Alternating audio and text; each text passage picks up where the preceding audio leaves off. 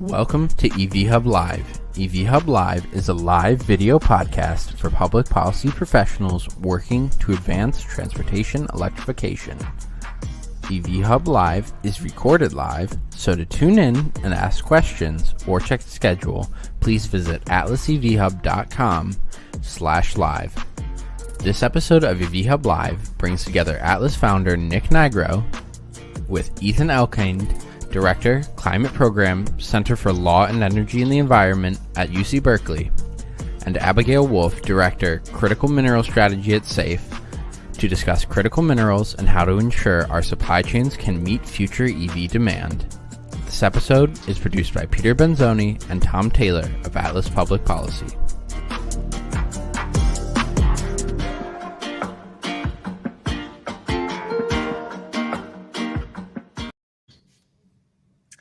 Hey everybody, welcome back to EV Hub Live. I'm Nick Nigro, your host, and I'm joined by two experts in critical minerals, a super hot topic that seems to be jumping all over the news for the last several months, not just related to EVs and everything else, but we're going to focus on EVs today. And let's jump right into it. Abby, we hear so much about the supply chain at the moment, from regular retail products to cars and vehicles of all sorts, and EVs in particular. So given this is such a complicated challenge, can you start us off with an explanation about what's important with regards to critical minerals and the EV supply chain? Thank you so much, Nick. It's really awesome to be here with you and Ethan, and I'm really excited to be having this conversation and sort of laying out some of the broad strokes for people for what is a really big issue. So we'll see what we can cover in today's conversation. But the main points of what people should really understand about electric vehicles is that, they're going to require approximately 6 times the mineral inputs as traditional internal combustion engine vehicles or ICE vehicles. These minerals predominantly go into the battery of the electric vehicle, and the current predominant chemistry for those electric vehicle batteries is NMC, nickel, manganese, and cobalt, which is a lithium ion battery. And so the key metals are lithium, nickel, cobalt, manganese, and graphite. What my organization is most interested in is making sure that the United States and our allies can have a secure, responsible supply of these things to meet the targets that the government and other automakers have set for themselves in the near term, 2035. So currently, supply chains are incredibly concentrated in just a handful of countries. And most notably, they're concentrated right now in China. So that concerns us at SAFE. We are formally Securing America's Future Energy, because we want to make sure that when it comes to energy security and getting the things that we're going to need for the electric and connected future, where we need to go, that we are not beholden to entities that do not share our interests and values. And you can see this play out right now in real time with the European Union and their over-reliance on Russia for oil and gas. They actually just announced that they are going to institute an oil embargo on 90% of their oil imports from Russia. But that still doesn't, solve completely the problem. Sorry, my light just turned off, so I will turn that back on live. So the EU has not been able to respond as forcefully as they would want to the Russians' invasion of Ukraine. And we want to make sure that as we transition to an electric and connected future, from a fossil fuel-based economy to a minerals-based economy, that we are not beholden on the Chinese Communist Party, which is openly hostile to democracy, and that, our auto sector, which contributes over $1 trillion to our economy each year, around 5% directly and indirectly to our GDP each year, cannot be used as a pawn, essentially, should Washington and Beijing come to blows over anything. These sectors that are important to us don't exist in a vacuum. So, Abby, I'm really glad you brought up the war in Ukraine right off the bat, just because, it's on everyone's minds. Frankly, it's not getting nearly the media attention it should from when the war started. And the dependence on oil and natural gas from Russia has really raised a lot of awareness, I think, for a lot of people who did not pay as close attention to some of the consequences of that. And so, those of us who've been in this space for a long time know that we've had lots of conflict over the last decades because of our dependence on fossil fuels. And what we want to try to avoid is, as we transition to EVs, that we don't trade one dependency for another. So speaking of that, there appears to be a supply crunch right now with lithium in particular. And so I wonder if you could, Abby, speak a little bit more to lithium in particular, and what some of that supply crunch might have, what impacts that might have on battery prices. I saw some stories recently saying that that steep decline that we've been seeing in battery prices for the last decade, which is really helping mainstream EVs for all kinds of vehicle classes, might be leveling off or even increasing right now. Is that something we should expect to be permanent? Is that a temporary thing? And how well are we in the United States positioned to help produce and process this mineral? So that's a big question, Nick, but I'll try my best to answer all of the points that you covered. So yes, there are many concerns over the supply chain constraints when it comes to lithium, but also I might say that nickel might be an even bigger concern if we stick with the traditional NMC chemistry. But, if we switch toward more, lithium iron phosphate, that could, put the pressure more on lithium. But we're going to need lithium regardless. So, lithium reserves. Yeah, the price of lithium and batteries is beginning to shoot up. If I can paraphrase Ken Hoffman from McKinsey, I've heard him speak a number of times. He's more of an expert on sort of the commodities prices than I am. And I'm not an economist, but, the cure for high prices, he says, is high prices. So, we're hoping that there's going to be a lot of interest, and there is, within developing more lithium deposits, getting more shovels in the ground in a responsible way, hopefully, and we can talk more about that later. But just making sure that supply can responsibly meet demand. But it is looking a little, iffy. You have people like RJ Scaringe, the CEO of Rivian, coming out and saying that he's worried that they're not going to be able to meet their 2030 targets, let alone 2035, and that like 90 to 95% of their supply chain isn't accounted for. And of course, you have the tweets by Elon Musk also saying that, he might get into lithium mining. And of course, he's securing offtake agreements with all sorts of deposits, including, Talon for nickel here in the United States, and I believe Piedmont Lithium out in North Carolina as well. But just some quick math that was done by Steve Levine at the Electric using like Wood Mackenzie data.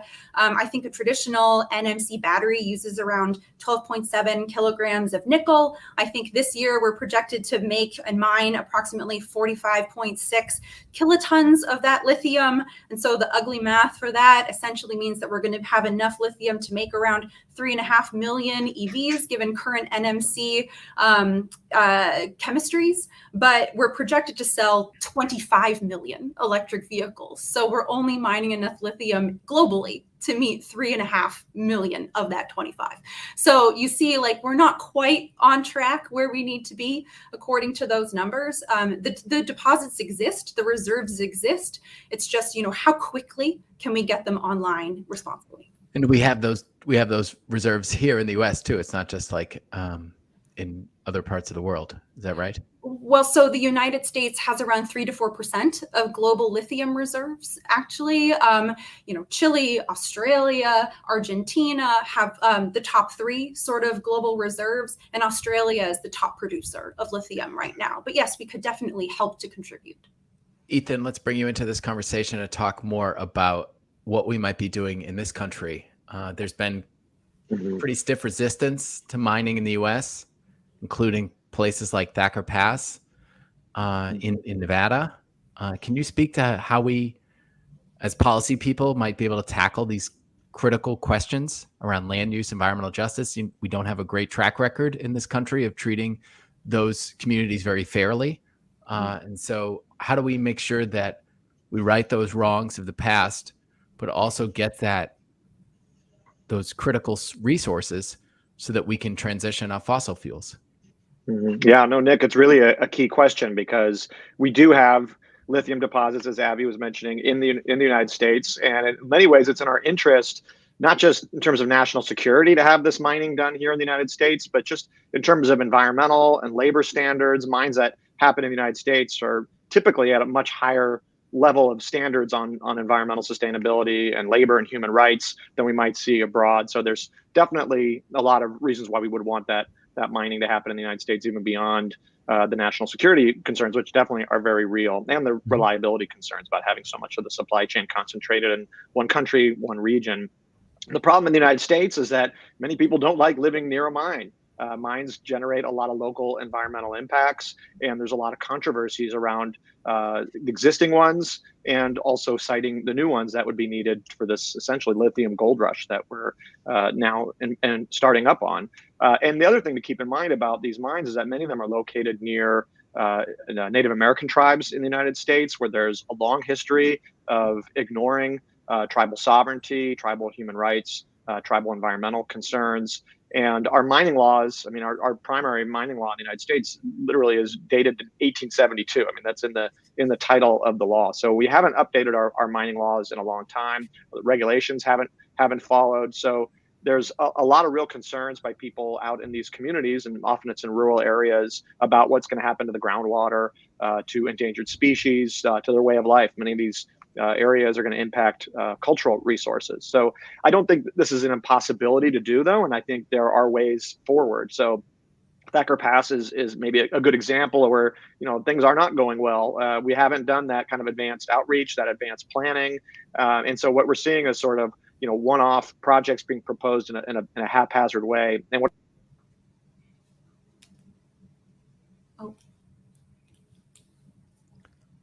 I could looks maybe like we're losing him. Sorry, this is back. live, and It's my internet okay. connection is bad. So I don't know how much you lost there. You're but just talking about say, Thacker Pass, Ethan. Go ahead. Great. So Thacker Pass is a good example of where I think things are not going well, because you're essentially seeing these haphazard proposals for new mines. Mm-hmm. And what we need in the United States is advanced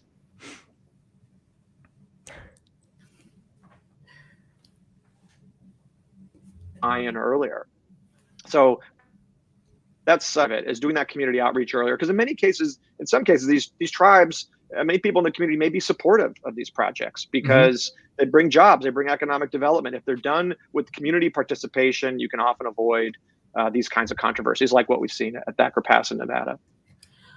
So Abby, I'm not going to try to put you on the spot here on some of that stuff, but I do, what Ethan's talking about reminds me of, what's happened in West Virginia in recent decades. There was a lot of industrialization there, a lot of extraction of resources and coal. And as those resources started, or at least extraction became less important to the economy, those people were left behind, and they traded jobs in coal mines for dependency on OxyContin and fentanyl and all these other drugs. And really, they are not getting the support that they deserve for what they contributed to the economy long term. So, Abby, let's talk about more policy.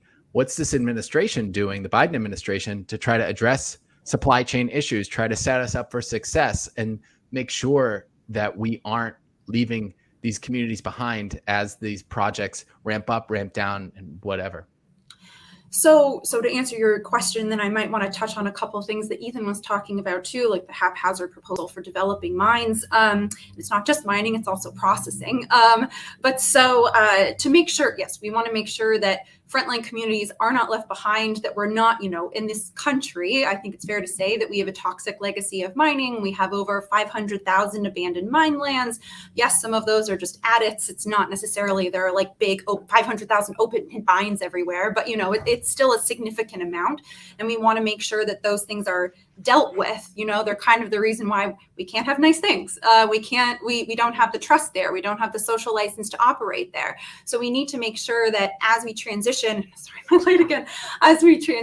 this electric future, that, we are making sure that mines have a proper bonding requirement, and that bonding requirement is being assessed on, at least, a couple year basis, if not an annual basis, to make sure that projections are keeping up with actual on the ground what's happening, so that the site can be cleaned up and reclaimed afterward.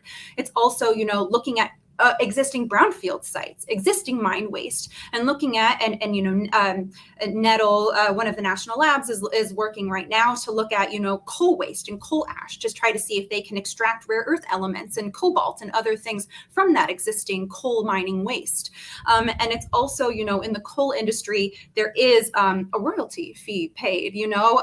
For hard rock mines, you currently, under the hard rock mining law of 1872, you don't have to pay a royalty royalty on those minerals extracted on public lands. But if you did have some sort of fair royalty, which it seems like we're headed in that direction, then you could have some sort of income going toward addressing the 500,000 abandoned mine lands that do exist. So, and workforce training, I mean, and it's not just mining, also minerals processing. Doesn't matter if you increase mining in the United States, because battery metals, according to Benchmark Minerals Intelligence, anywhere from 70 to 100% of battery minerals that are dug up have to be sent to China to be processed. And so you can't just, I said this in my Senate testimony, I had the opportunity to testify before the Senate Energy and Natural Resources Committee in March. You can't just dig up a rock and stick it into a Tesla. You have to crush it down and then use, heat or acids or solvents or electricity to sort of isolate the metals that you actually want, and then put that precursor material into the battery guts, which is also very much controlled by China. They control 80% of cathode production and 89% of anode production. And that's, the components, the guts of the batteries. So, training our workforce to understand how to build those batteries so that we're not just assembling Lego pieces together and cell modules, which we're kind of currently doing at some of these, gigafactories today. We don't just want those jobs. We want the higher value, higher IP jobs, and training people how to do, chemical engineering and extractive metallurgy and all of these things that we're going to need, because it's not just electric vehicles. Again, this is the larger energy transition that we're going to need for everything from wind turbines to solar panels to transmission lines to, it's not just your cell phones and your EVs. It's lots of other things too. So training people to do those kinds of tasks as well. I got one quick follow-up for you, Abby. To what extent is the Biden administration supporting what you're talking about there? I want to hear a little bit of specific about what they're suggesting we need to do. There's been a huge resurgence in attention on electric vehicles after the election in 2020, and we now have lots more investment in this country to build vehicles and all of that sorts of things. Don't hear as much about what we're doing to help make sure that we're extracting and processing minerals, as you said. So the first step is acknowledging that we have a problem, which we've done, starting last year. We had executive orders, supply chain executive orders, and even in the Trump administration, they started looking at this as well. And so the bipartisan infrastructure law takes some really important first steps. Everything from, making sure we have comprehensive modern mapping domestically within the United States to understand where the resources are. So when you have, a Thacker Pass or a Rhyolite Ridge or anywhere else where you want to be mining, you can make an informed decision about, if you don't get this material from here, where else could you get it from? Or maybe you can't get it from anywhere else. And so maybe you can't then address your climate change goals that you want to address. So having a better understanding of just where things are, because we don't have a great modern understanding of that in the United States, to brand new things like $6 billion for battery materials processing and also manufacturing and recycling very critically. And there's, a recycling competition as well. So they really have said, and they are showing that they're taking a sort of holistic approach to this, because from a democratic government, you could easily just see them just focusing on recycling and not on the upstream at all. But they've also convened, interagency working groups on responsible mining and have put out responsible mining principles and, are convening industry to talk about these issues as well. So a lot of things that are just beginning. It's just unfortunate because our counterparts in China, of course, have been thinking about this for at least 3 decades, if not longer. And our friends in the EU and Canada actually are much, much, much further along than we are as well. We're probably 5 to 10 years behind they are. Ethan, can we catch up? You wrote a brief on this and how to build a sustainable electric vehicle supply chain in April. Yeah. Tell us about it. So we've put out a few reports on this subject, including the one you mentioned in April. And I think the opportunity here is for advocates of mining justice, mining reform, to partner with those in favor of electrification of transportation. They're not always going to see eye to eye on every issue, but our thought was that by bringing together folks from those, I hate to call them two camps, but two different sides of this issue, is that we can find common ground on things like mining reform, on things like a circular economy, and making sure that we try to repurpose, use batteries as much as possible, and recycle them. We could meet potentially 25%, 35% of our demand for new supply just from recycled supplies, minerals from the batteries. So those are some of the areas of commonality that we were motivated to explore. And I think that's an area where we could help change the political equation a bit on this, because I do think there is a moment, and Abby has touched on this well, in terms of national security, but also in terms of rural economic development and the workforce opportunity. I mean, she mentioned the good jobs that are possible here in advanced manufacturing. And I think this is actually one of the potential supply constraints right now, is that we don't have this workforce scaled up. And so, even if we got the minerals together, we still need to get those jobs in place. If we're looking at, we have 1 gigafactory now from Tesla, if we need 100 gigafactories, that's a lot of labor that we need to scale up. So our thought is that, the environmental community and what I would call the sort of mining justice, human rights community, there's a lot of common ground. And that's what our issue brief was really focused on. What are those areas on circular economy, on updating the mining laws, improving those standards? And then, as I mentioned earlier, making sure that we're really having that comprehensive approach to mining policy for these critical minerals in the US that does take into account community participation at an early stage and does that comprehensive outreach and mapping process. And we've done something similar on this in the context of solar PV in California's San Joaquin Valley, where we brought stakeholders from tribes, agriculture, the endangered species groups, renewable advocates, and really mapped out what are those lands where it would be suitable to have this kind of solar PV development. And I think that kind of model could work at a national scale, looking at the mining and mineral resources that we need, as well as those communities that need to be brought in early to do so. I want to talk about global partnerships too, but I can't resist the follow-up I have in my head as you're talking, Ethan, about the importance of partnerships and bringing all these folks together. We've for a long time, we've been pushing for renewable energy deployment, renewable projects. We've also been pushing, the climate community's been pushing for increased density of housing and other sorts of land use changes to help make it easier for people to live without a car-dependent lifestyle. Meanwhile, you face pushback from communities which appear or are supposed to be some of the strongest advocates for climate policy. Even in your own backyard in Berkeley, the NIMBYs, as they call them, that takes up a lot of my Twitter feed, because I call a couple of guys out there that work on housing, and there's a lot of pushback for change that's for the benefit of that community from a climate, environmental, and justice perspective, by folks who claim to be advocates of climate policy. So how do we make sure that same thing doesn't end up happening here? Yeah. What's your advice? This is a challenging dynamic, because, to fight climate change, we need to just industrialize and build a lot of things. It's just got to be clean technology. It's got to be renewables. It's got to be, electric vehicles and the mining that goes into that. And that means that we're going to bump up against environmental laws that come out of the 1960s and 1970s that were designed essentially to stop or slow down fossil fuel-based industrial production. But now those same laws are thwarting this kind of clean tech development that we need to see scale up really quickly if we have any hope of really averting the worst scenarios of what climate change has in store for us. So we are bumping up in a lot of ways against a bit of the old guard of the environmental movement.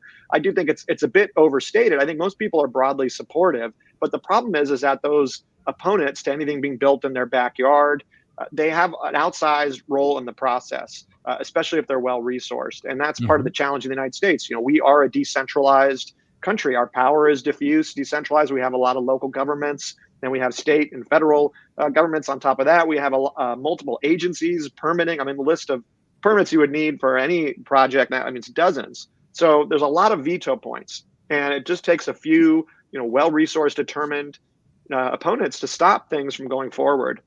One thing I would say about mining is that a lot of it does take place on federal lands. You don't often have the same type of dynamic that you would have with like urban infill development, where you have multiple cities and a lot of neighbors.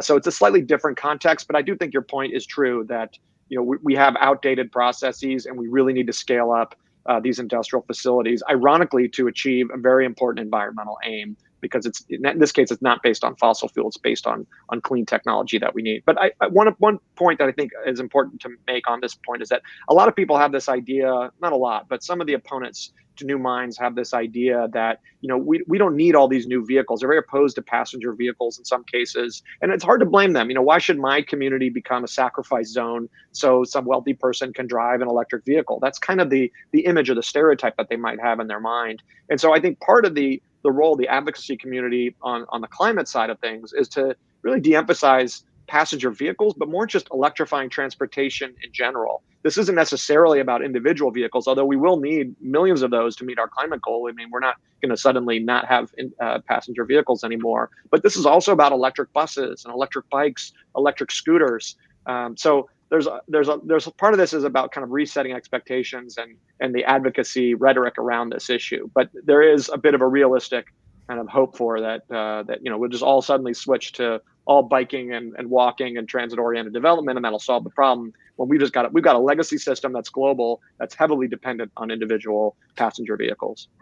So Ethan just spent a few minutes telling us how easy it's going to be to overcome all the adversity within just the state of California. Let's take it up a level, Abby, and talk about how straightforward it is to get global agreements in place, and how, you know, easy it's going to be for all of us to bring the global community together so that we can overcome some of these issues. Can you speak to some of that? I believe you talked about it in your testimony to the Senate committee recently. And I believe Ethan can talk about this as well. I'm sure it's covered in his report, but, you know, there are hundreds of voluntary international mining standards that are, again, voluntary. And so, you know, it's getting to the point where it's getting scary that it might become more just like background noise. People won't take them seriously because there's like a new standard du jour sort of like every single year. And the one that's most popular right now is the Initiative for Responsible Mining Assurance, which IRMA, which is, you know, very detailed and very popular,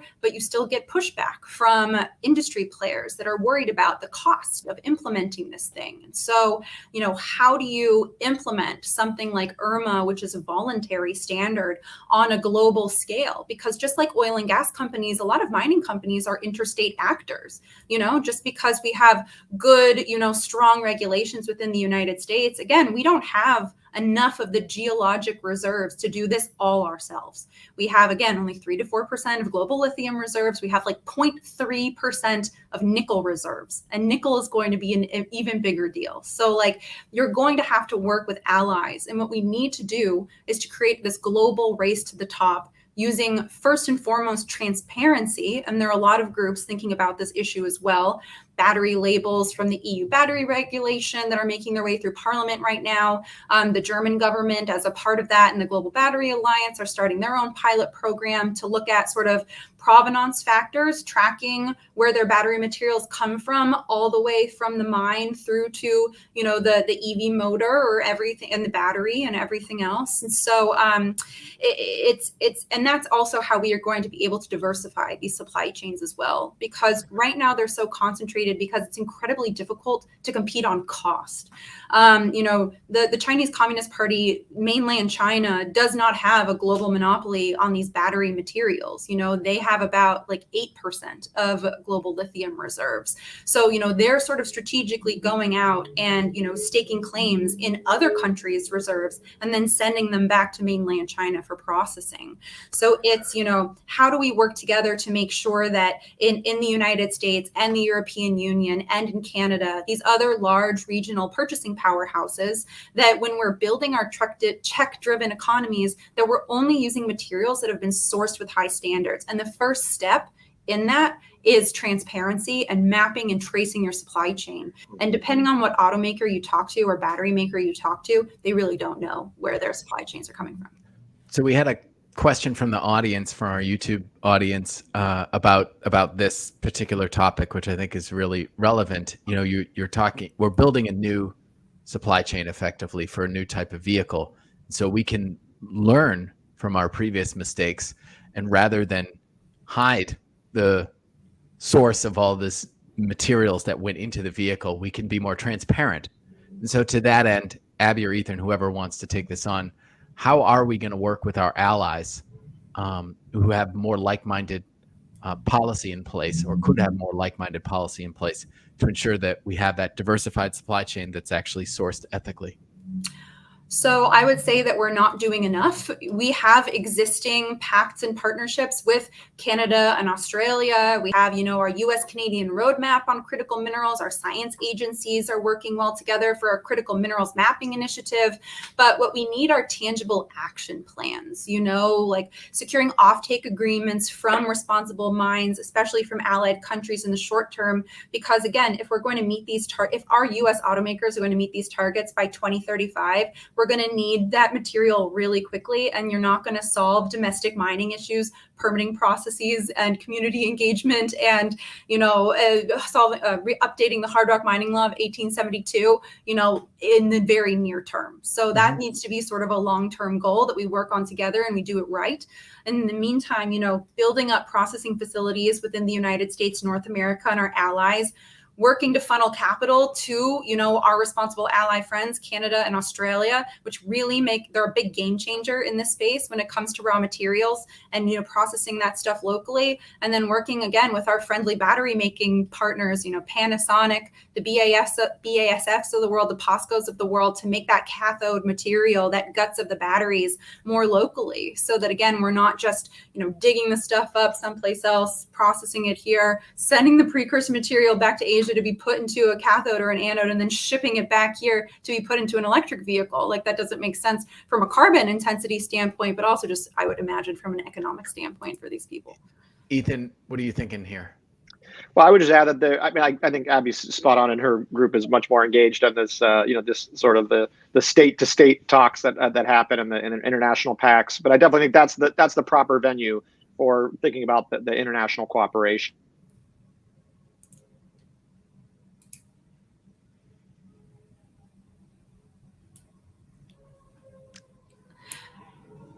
I don't know if my computer's. Let's see if my frozen. Never know okay. if.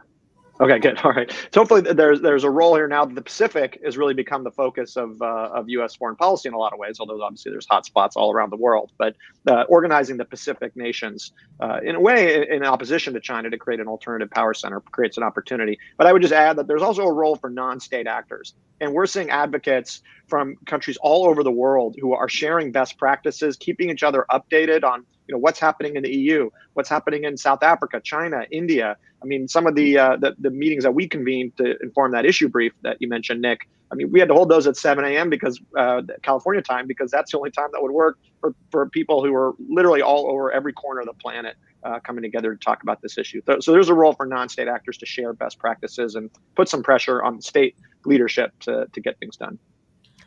So we got time for one last question, and I just want to end either on a high note or a not so high note. It kind of depends on how y'all feeling about the current state, but maybe you could share some hopes and some warning signs that you're seeing coming in our near future. I think a lot of people are seeing inflation right now. They're seeing increasing prices of vehicles. On the other hand, EV sales are at record levels in the United States. Every month seems to be a new record. And there's an increasing amount of demand for the product. And so what are y'all seeing coming up? Ethan, why don't we start with you? Sure.